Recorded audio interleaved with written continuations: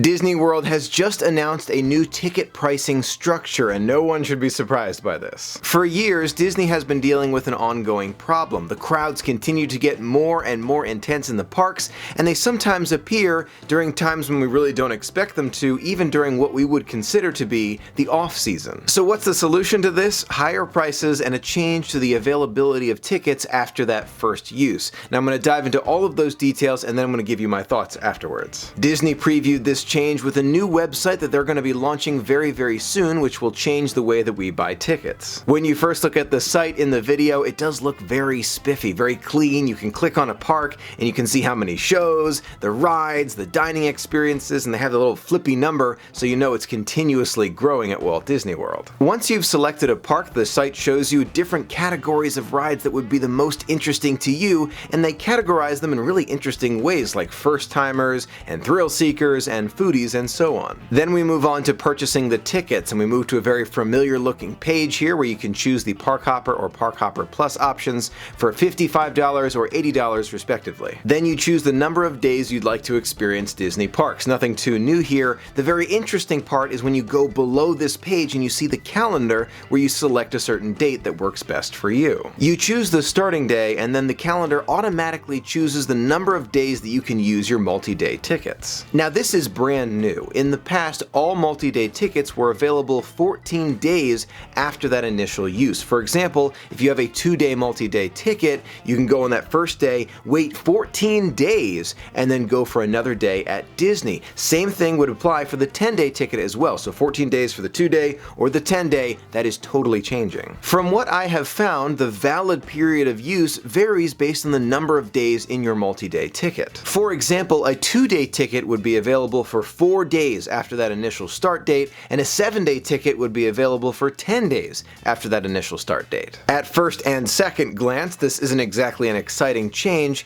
but after considering what Disney might be trying to do, there might be a hidden reason as to why this is so important to them. Disney is always looking to improve guest experience and make more money. They are a for-profit company, they have to do that, understandable. But better guest experience does lead to more money. So the reason why they might be doing this, I believe, is totally based on guest experience. They want the crowds to be lower and more predictable so that they can have more cast members available to help out during certain days where they know that guests will be there even more. They can predict it better and make the entire process smoother, easier, and more fun. It does make a little bit of sense because if you think about it, if someone buys a 2-day multi-day park ticket and uses it on one day, we don't know when they'll use the second one. Could be any day, and Disney can't predict that. They can't put the cast members in place behind the counter service restaurants, then the lines start to form because they weren't ready for these expanded crowds. So in many ways, this does make sense to me. However, that is not the only change. Hold on to that first part of it, we're going to come back to that, but let's move on to the rest of it. Next, Disney showcased an area where you can see the lowest price in that 1 month, which I find extremely useful. In theory, it sounds great. We'll have to see how it is in the final site. Now, you recall that Disney allowed for guests to use their multi-day tickets, no matter how many days they were, for 14 days after that first use. That original 14 days is still there, but only for the 10-day multi-day tickets. The other multi-day tickets have shorter periods of time, unless you'd like to buy the 14-day window for $50 in addition to your tickets. Oh gosh, if I was in charge, I would not have made that call. That's just me. I know it's just me, but I just wouldn't have done that. To me, if you want to change those multi-day tickets to really control the crowds, I can get behind it. I really can. I can say, okay, 7 days, you only have 10 days to use them, so we know when crowds will be there. If I'm Disney, I get it. I really do.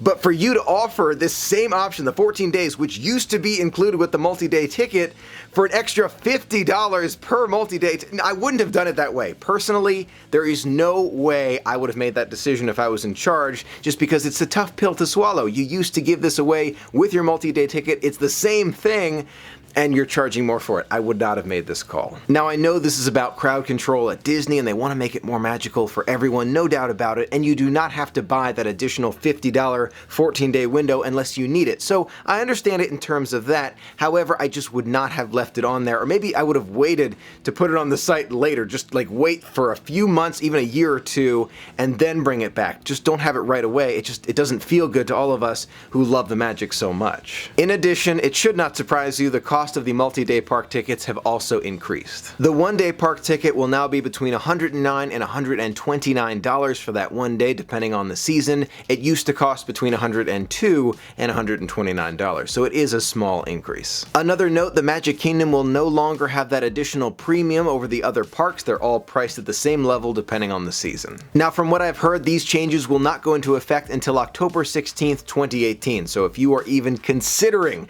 going to Walt Disney World and you're going to need tickets, I would get them now. You're going to get that 14-day window and lower prices. Now's the time to buy. Another interesting fact, unlike airlines, the date-based pricing is established in advance at Disney, so the prices should not be changing. Once you see it listed there, it should remain the same price all the way until that day. So those are the big changes, and what do I think about it? Well, I'm not surprised. Disney's been dealing with that variable crowd issue for a long time, and this should hypothetically solve that problem. Now, those are just a few of my thoughts on the Disney ticket pricing structure. I would love to hear yours. Do you think this pricing change will help with the crowds, or maybe you're online right now trying to buy tickets before this all changes over, or maybe you just want to express yourself in emojis and say how you feel about the change at first and how you feel about it now? Let me know in the comments below. I would love to hear from you. Thank you so much for being a part of the magic with me. Until next time, have a magical day.